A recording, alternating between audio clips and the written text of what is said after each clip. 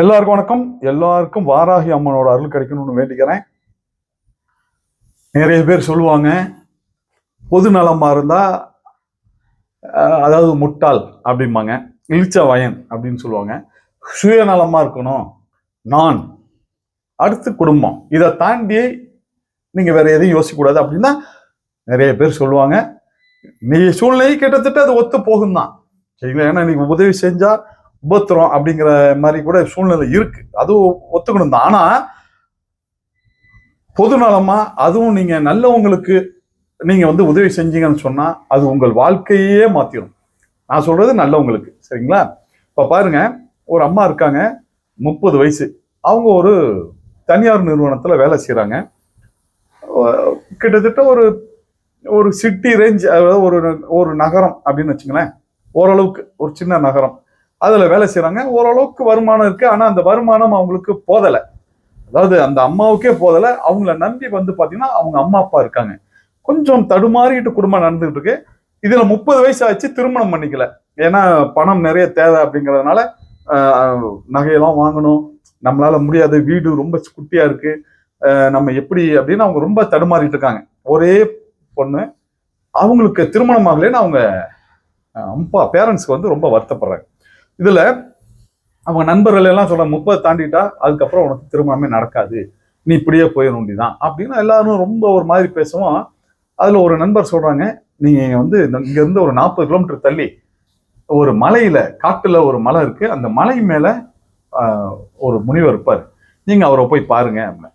அதையும் அவர் சொல்றாரு, நீங்க கிட்டத்தட்ட 20 கிலோமீட்டர் நடந்து போற மாதிரி இருக்கும் காட்டுல, அங்கங்க ஒரு சின்ன சின்ன கிராமம் இருக்கு, சரிங்களா? இதெல்லாம் நீங்க தாண்டி போனீங்கன்னா தான் நீங்க அவரை போய் பார்க்க முடியும். எந்த ஒரு வசதியும் இருக்காது. அது மலையில பாத்தீங்கன்னா மலை காடாதான் இருக்கும், அதுல பாதை கூட சரியா இருக்குமான்னு தெரியல அப்படின்னு அவர் சொல்லிட்டாரு. உடனே இவங்களுக்கு ஒரு இது, சரி போய் அந்த துறவியை பார்த்தா நல்லது நடக்கும்னு சொல்லிட்டாங்க, சரி நம்ம போய் பார்க்கலான்னு அவங்க உள்ளூரை நம்புறாங்க, போகவும் செய்யறாங்க. இவங்க அதான் எதுவுமே இல்லை அப்படின்னோடனே இவங்க என்ன பண்றாங்க, அந்த 2-3 நாளைக்கு ஆகிற மாதிரி சாப்பாடெல்லாம் பேக் பண்றாங்க. பேக் பண்ணிட்டு போயிட்டு அந்த ஏரியாவில் போய் பஸ்ல இறங்கிட்டாங்க.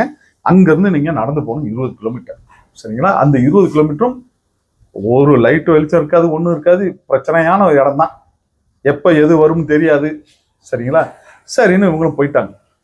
போகும்போது என்ன ஆகுது, முதல்ல ஒரு கிராமம் வருது, அதையும் கடந்து போறாங்க.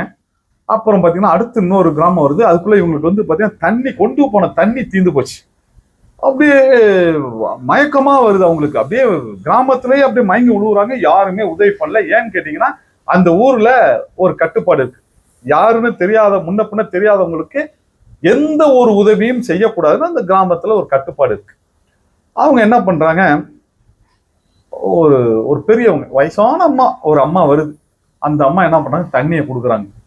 தண்ணியை கொடுத்துட்டு அவங்க வாட்டர் பாட்டில் எல்லாம் தண்ணியை ஊற்றி கொடுக்குறாங்க. தாங்கம்மா, தாங்க பாருமா, நீங்க என்னம்மா, என்ன விஷயமா இருந்தீங்கன்னா, இந்த மாதிரி ஒரு துறவி இருக்காருங்க, இந்த மாதிரி மலையில ஒரு துறவி இருக்காருங்களாம், இந்த மாதிரி இத்தனை கிராமத்தை தாண்டி போகணும், காட்டெல்லாம் தாண்டி போய் தான் அவரை பார்க்க முடியும்னு சொன்னாங்கம்மா, அதனாலதான் வந்தேன், தண்ணி தீர்ந்து போச்சு அப்படின்னோடனே, நீங்க கொடுத்தீங்க, ரொம்ப நன்றிம்மா, நான் இந்த மாதிரி துறவியை பார்க்க போறேன், உங்களுக்கு என்ன பிரச்சனைன்னு சொல்லுங்க, அதை நான் அந்த துறவி கிட்ட போய் சொல்றேன், சொல்லி அதுக்கு ஏதாவது ஒரு நல்ல ஏதாவது வாய்ப்பு இருந்ததுன்னா அதை சரி பண்ணிடலாம் அப்படின்னு அந்த அம்மா சொல்றாங்க. அந்த அம்மா உடனே, அந்த வயசான அம்மா என்ன சொல்றாங்கன்னா, சரிங்க, எனக்கு கண்ணு தெரியாத ஒரு பையன் இருக்கான், சரிங்களா? அவனுக்கு ஒரு திருமணம் பண்ணணும், அதுதான் என்னோட ஆசை. அவனுக்கு 35 வயசு ஆயிடுச்சு, கண்ணு தெரியாதனால யாரும் கல்யாணம் பண்ணிக்கல அப்படின்னு அந்த அம்மா சொல்லுது.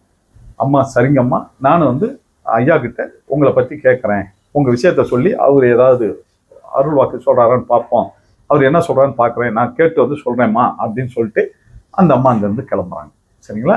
அங்கிருந்து கிளம்புனோடனே அப்படியே மூவ் ஆகிட்டு போயிட்டே இருக்காங்க. போன உடனே பாத்தீங்கன்னா இன்னொரு கிராமம் வந்துருது.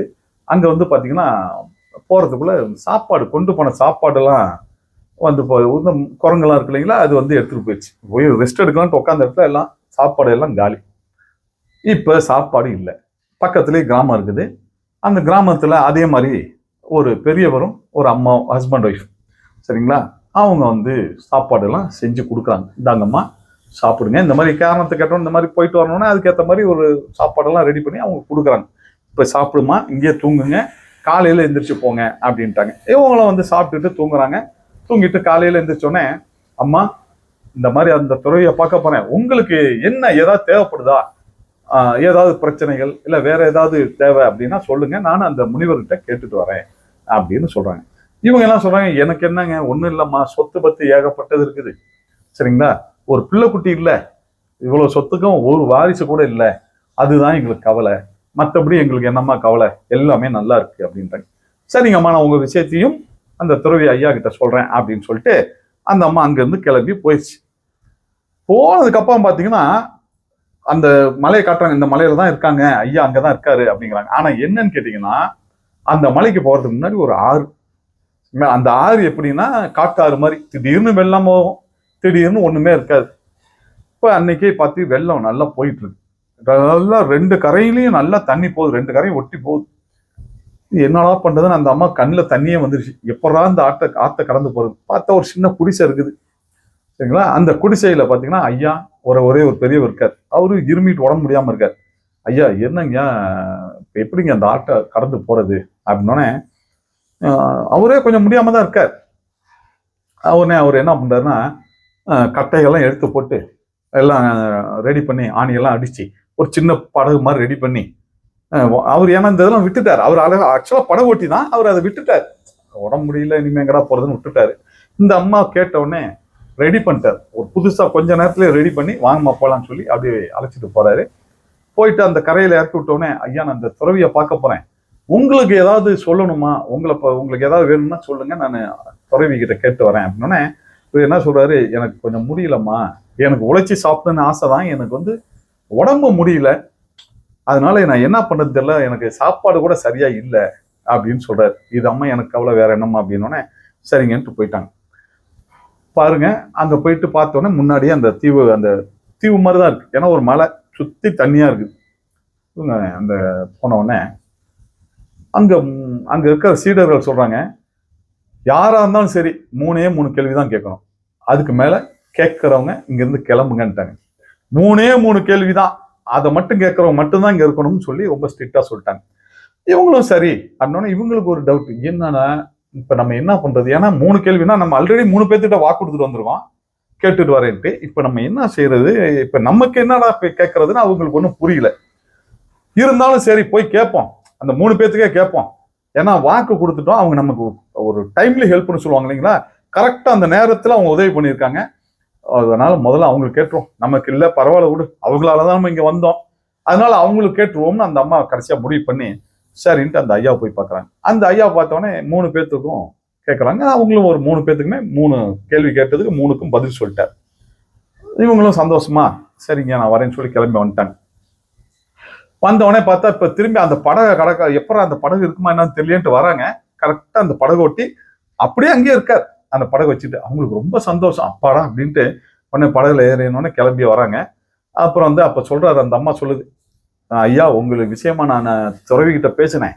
அப்படியா, என்னம்மா சொன்னாரு அப்படின்னோடனே அந்த அம்மா சொல்றாங்க, இந்த மாதிரி ஒரு மூட்டை ஒண்ணு வச்சிருக்கீங்களா, சரிங்களா, அந்த மூட்டையை வந்து 2-3 வருஷமா உங்க வீட்டுல தான் இருக்குதுங்களா, இந்த மாதிரி ஒரு மூளையில வச்சு அடுக்கி வச்சிருக்கீங்களா, அந்த இதுல வச்சிருக்கீங்க, அந்த மூட்டையை திறந்து பார்த்தா உங்களுக்கு உண்டான அந்த பலன் என்னங்கிறது கிடைக்கும் அப்படின்னு சொல்லி அவங்க சொல்றாங்க.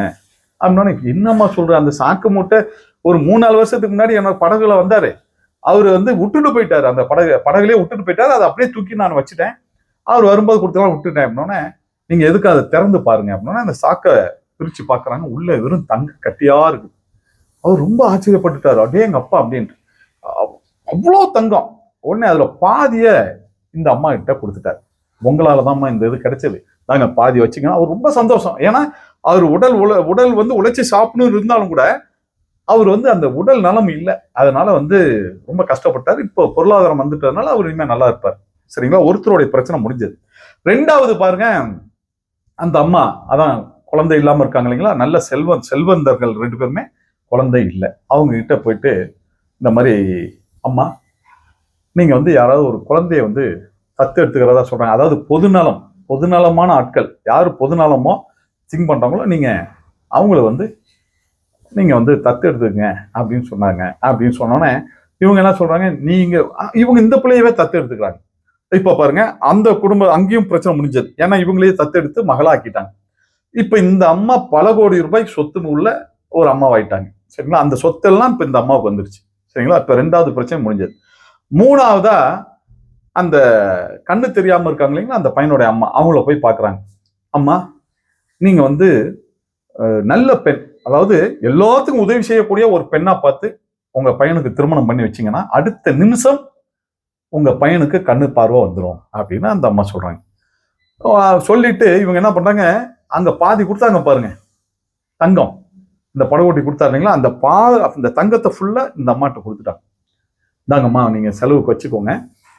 இவங்க ஒரு இந்த மாதிரி படகோட்டி கொடுத்தாரு, என் காசு இல்ல, இதாம்மா நீங்க வச்சுக்கணுன்னே அந்த அம்மாவுக்கு வருது. எல்லாத்துக்கும் உதவி செய்யற பெண்ணா இந்த அம்மா, இந்த பிள்ளைய விட்டா யாரா கிடைப்பாங்க, நீங்களே என் பிள்ளைய கல்யாணம் பண்ணிக்க முடியுமா அப்படின்னோடனே என்னுடைய தகப்பனார்கிட்ட போய் பேசிட்டு அவங்களே அழைச்சிட்டு வரேம்மா, ஓகேண்ணா நான் அழைச்சிட்டு வரேன்னு அதே மாதிரி அந்த போய் சொல்றாங்க. அவங்களும் சரிங்கிறாங்க. அதே மாதிரி வந்து கல்யாணம் பண்றாங்க. சரிங்களா? கல்யாணம் பண்ண உடனே அவருக்கும் கண்ணு தெரிய ஆரம்பிச்சிருச்சு. இந்த பிள்ளைக்கு வந்து வாழ்க்கையும் செட்டில் ஆயிடுச்சு. இங்க பாருங்க, இப்ப இந்த பொண்ணு வந்து அங்க போயிட்டு வந்துச்சு. ஆனா எந்த ஒரு கேள்வியுமே இந்த பொண்ணுக்காக கேட்கல. சரிங்களா? எல்லாமே அடுத்தவங்களுக்காக கேட்டது. ஆனா இதுல எல்லாத்துலயும் அந்த அம்மாவுக்கும் பலன் கிடைச்சது. சரிங்களா? இதுதான் அவங்க சொல்றாங்க. என்னன்னா, பொதுநலமா இந்த மாதிரி பண்ணும்போது நமக்கு உண்டான பலன் நமக்கு கிடைக்கும். ஆனா யாருக்கு செய்யணும்? நல்லவங்களுக்கு செய்யணும். கொஞ்சமாவது நல்ல எண்ணம் இருக்கணும். சந்தர்ப்ப சூழ்நிலை எப்பேற்பட்ட மனுஷனையும் கெட்டவனாக்கி விட்டுரும். சரிங்களா? ஒரு சந்தர்ப்ப சூழ்நிலை வந்து எப்பேற்பட்ட மனுஷனையும் நாசமாக்கி விட்டு போயிடும். அந்த மாதிரி ஒரு சிலர் இருக்கு.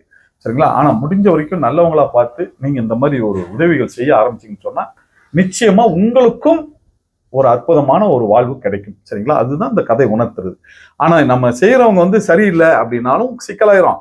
நம்ம ஒரு பிற்காலத்துல நமக்கு இந்த மாதிரி பெருசா ஏதாவது கிடைக்கும் நினைச்சு நீங்க உதவி செஞ்சாலும் அதுவும் கஷ்டம், தப்பு தான். சரிங்களா? பொதுநலமா நீங்க ஒரு உதவி செய்தீங்கன்னு சொன்னா அந்த உதவி எப்படியா இருந்தாலும் உங்களுக்கு ஒரு பெரிய பலனை கொடுக்கும் அப்படிங்கிறது இந்த கதை நமக்கு எல்லாத்தையும் உணர்த்துது. அதே மாதிரி நீங்களும் கொஞ்சமாவது ஒரு பொதுநலமா, இந்த அளவுக்கு இல்லைனாலும் கூட பரவாயில்ல, கொஞ்சம் இன்னைக்கு வந்து என்னன்னு கேட்டீங்கன்னா, அடுத்தவனுடைய வளர்ச்சியை பார்த்தா இந்த டைம்ல போல பொறுக்கிறது இல்லை நிறைய பேத்துக்கு. ஐயோ இவன் வீடு கட்டுறானே, ஐயோ இவன் இவ்வளவு சம்பாதிக்கிறானே, ஐயோ இவன் வெளிநாடு போறானே, இப்படிதான் எல்லாரும் திங்க் பண்றாங்க.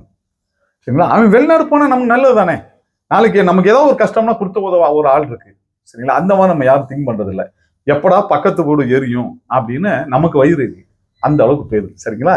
அதனால கொஞ்சம் கொஞ்சம் ஒரு 10% ஒரு 20% பொதுநலமா திங்க் பண்ணி பாருங்க. சரிங்களா? நல்லவங்களுக்கு உதவி செய்யுங்க. நிச்சயமா கடவுள் கைவிட மாட்டாரு. என்னைக்கும் எல்லாரும் நல்லா இருக்கணும். வாராக மாட்ட வேண்டிக்கிறேன். நன்றி, வணக்கம்.